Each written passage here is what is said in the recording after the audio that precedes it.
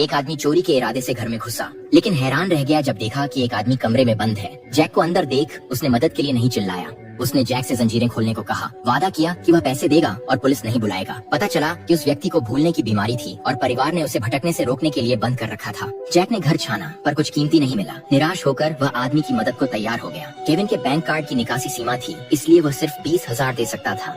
Jack चिंतित था कि केविन अपनी स्थिति के कारण पिन भूल सकता है, पर केविन ने भरोसे से कहा कि एटीएम देखते ही याद आ जाएगा, इसलिए जैक उसे नजदीकी एटीएम ले गया। जब जैक मदद कर रहा था पैसा निकालने में, उसने चुपके से खाते की शेष राशि देखी जो 2.5 मिलियन से अधिक थी।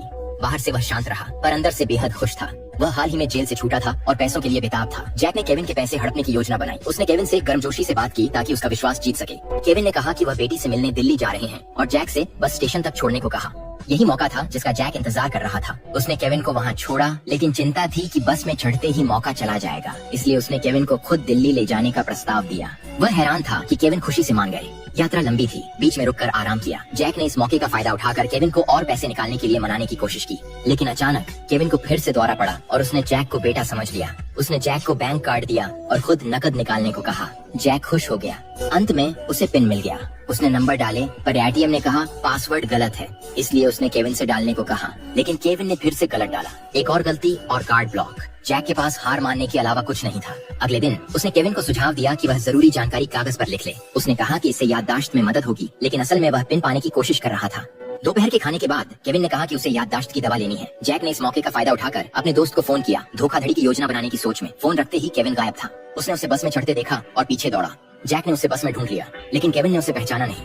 जब जैक ने उसे बस से उतारना चाहा, तो केविन ने जोरदार विरोध किया। अन्य यात्रियों को शक हुआ कि जैक बूढ़े को अगवा कर रहा था। उन्होंने पुलिस को बुलाने की धमकी दी। जैक ने जल्दी से बताया कि केविन को भूलने की बीमारी है। उसने सबूत के तौर पर केविन की नोटबुक दिखाई। सौभाग्य से जैक ने उसमें अपना नंबर लिखा था, ये दिखाते हुए कि यह केविन के बेटे का संपर्क है, अन्यथा उसका बड़ा शिकार हाथ से निकल सकता था। फिर भी जैक उस पिन को पाने के बारे में सोचना नहीं रोक पा रहा था। जब वे गांव से गुजरे तो जैक ने भेड़ों का झुंड देखा। उसने दिखाया कि वह गलती से टकराया। गुस्साए ग्रामीणों ने मुआवजा मांगा। जैक ने कहा कि उसके पास पैसे नहीं हैं और केविन से कुछ नकद लाने को कहा, लेकिन क्योंकि वे दोनों नहीं जा सकते थे, जैक का जाना सही था। गाँव वाले चाहते थे कि कोई उसे फॉलो करे, लेकिन केविन को अचानक पिन याद नहीं आया। जैक ने एटीएम की फोटो दिखाई, जिससे केविन की याददाश्त ताजा हो गई और उसने पिन बता दिया। जैक के हाथ उत्साह में कांप रहे थे जब उसने पिन डाला।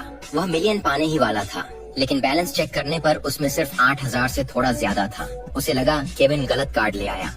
जब उसने कार्ड लौटाया तो देखा कि केविन के बटुए में एक और कार्ड था। अब जैक को उसे भी पाने का तरीका ढूंढना था। उस रात वे एक मोटल में रुके। जैक ने दोस्त को फोन किया और कहा कि दोनों कार्ड की नकली प्रतियां बना दें और PIN का पता लगाए। दिन बीतते गए। जैक केविन को इधर उधर घुमाता रहा, अच्छे साथी का नाटक करते हुए। अब उसका धैर्य टूटने लगा था।